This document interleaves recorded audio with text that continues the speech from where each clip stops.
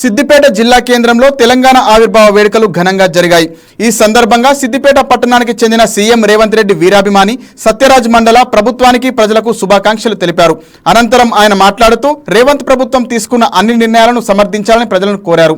దీనితో పాటు యనమల రేవంత్ రెడ్డి నాయకత్వాన్ని అందరూ ముందుకు తీసుకెళ్లాలని పేర్కొన్నారు। రాష్ట్రంలో కాంగ్రెస్ ప్రభుత్వం చేస్తున్న మార్పుల మీద పలు వర్గాలు విమర్శిస్తున్నాయి। అలాగే ప్రభుత్వానికి సానుకూలంగా కూడా చాలామంది మాట్లాడుతున్నారు।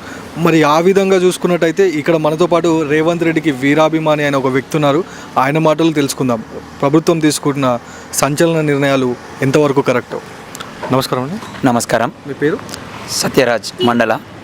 చెప్పండి అన్న। నేను రేవంత్ రెడ్డికి అభిమాని ఇప్పుడే కాదు, మన తెలంగాణ రాకముందు నుండి అతను టీడీపీలో ఉన్న నుండి అప్పటి నుండి వీరాభిమాని।